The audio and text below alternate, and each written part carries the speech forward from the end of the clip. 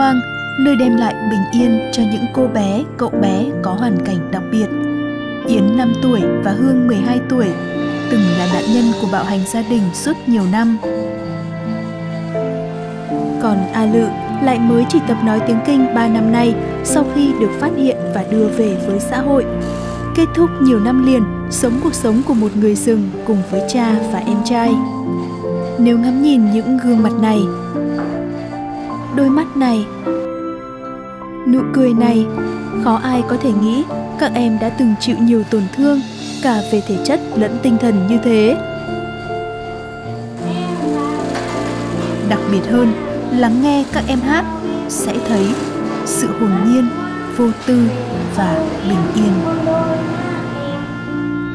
Người xoa dịu nỗi đau, giữ nguyên sự ngây thơ và ngọt lành trong đôi mắt các em, giúp các em thấy được những điều tốt đẹp vẫn luôn tồn tại trên cuộc đời, chính là nghệ sĩ piano Trang Trịnh, chủ nhân của dàn hợp xướng kỳ diệu.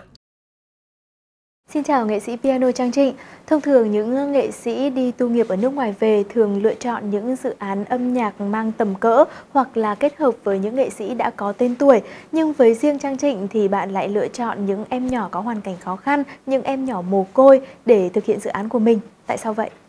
Đây là một cái ước mơ của Trang ngay từ khi Trang còn nhỏ rồi. Khi mà Trang có một cái sự cô đơn rằng tại sao mà âm nhạc cổ điển lại không thể đến được với trái tim của bạn bè mình, và nhất là những cái bạn mà có hoàn cảnh kém may mắn hơn chẳng hạn, thì bạn ấy không bao giờ nghĩ là mình có thể đến nhà hát lớn xem hòa nhạc, hoặc là mình có thể trở thành một người cảm thụ được âm nhạc thôi. Thì đó là những cái điều mà thôi thúc Trang là mặc dù là mình vẫn có một những cái cơ hội để biểu diễn với những nghệ sĩ lớn và vẫn thường xuyên làm như vậy ở nước ngoài, nhưng mà khi mà ở Việt Nam và khi mà có nhiều thời gian hơn thì Trang thường dành thời gian đó cho những em nhỏ có hoàn cảnh khó khăn.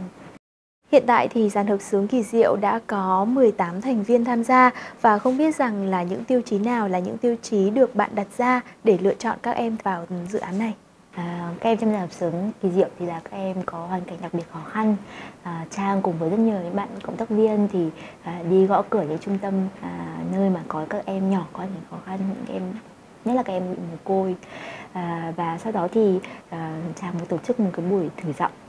Thật ra gọi là thử giọng thôi, nhưng mà chỉ nghe cho các em có khả năng cảm thụ âm nhạc một chút thôi không, có khả năng thẩm âm không, và nhất là có mong muốn được tham gia dàn hợp xướng kỳ diệu không. Và nếu như các em đồng ý thì là sẽ lập tức được tham gia ngay và không có một điều kiện nào khác cả.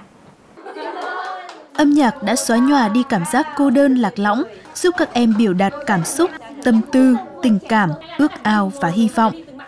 Và hơn thế, trong cùng một dàn hợp xướng, các em học được cách gắn bó và đồng cảm, chia sẻ cùng một cảm xúc trong những khoảnh khắc nhất định. Âm nhạc luôn tác động đến tâm hồn mỗi con người theo những cách rất khác nhau. Vậy thì đối với những em nhỏ có hoàn cảnh khó khăn và đặc biệt như thế này, thì theo bạn, âm nhạc sẽ tác động như thế nào đến tâm hồn cũng như tính cách của các em? Các em nhỏ có hoàn cảnh khó khăn là nhất là những em nhỏ không có bố mẹ thì có một cái vết thương rất là lớn, đó là việc các em không có được sự trông đợi. Mà ai cũng nghĩ rằng các em nhỏ này có hoàn cảnh khó khăn mà thì các em có thể học không tốt lắm cũng không sao cả, hoặc các em hơi hư một tí cũng không sao cả, hoặc tất nhiên các em phải hư rồi vì không có bố mẹ dạy dỗ chúng. Thế nhưng mà ở dàn hợp xướng kỳ diệu thì với công cụ là âm nhạc thì các em nhỏ có được sự trông đợi đấy từ khán giả, cũng như là có sự trông đợi đấy từ các thầy cô, cũng như là từ các anh chị tình nguyện viên. Các em đi lên sân khấu và trở thành những người có giá trị. Các em mang tặng món quà âm nhạc cho mọi người, chứ không phải chỉ là những em nhỏ ngồi đó và chờ người khác tặng quà cho mình. Ngoài ra thì còn một điều rất là đặc biệt, đấy là các em nhỏ mà có hoàn cảnh khó khăn thì thường không biết cách thể hiện bản thân của mình, hoặc là các em thể hiện theo hướng tiêu cực, như là chửi bới hay đánh bạn, hoặc là các em không thể hiện ra ngoài mà giữ ở bên trong mình.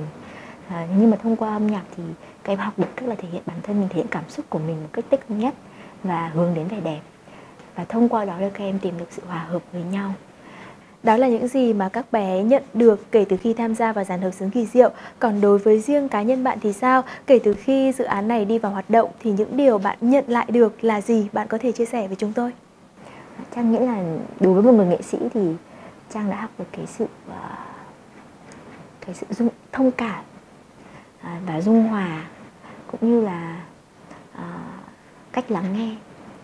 Thường thì nghệ sĩ sẽ là người biểu diễn, sẽ là người nói một điều gì đấy với khán giả, nhưng mà thông qua cái việc làm dự án này thì Trang nghĩ là Trang học được nhiều hơn là mình đầu tiên phải lắng nghe đã. Sau khi lắng nghe xong thì mình sẽ biết là mình phải nói gì. Sự xuất hiện của 18 em nhỏ trong một dàn hợp xướng như thế này quả thật hết sức đặc biệt. Đặc biệt ở chỗ, tất cả các thành viên đều có xuất phát điểm và hoàn cảnh gần như tương đồng. Đặc biệt ở chỗ, người chắp cánh cho các em lại chính là hai nghệ sĩ có tâm hồn nhân ái, biết lắng nghe và nâng đỡ những tâm hồn bé bỏng không may mắn trong cuộc sống. Và trên hết, khi mà bản hòa tấu của dàn hợp xướng kỳ diệu vang lên, có thể sẽ làm cho trái tim bao người lay động.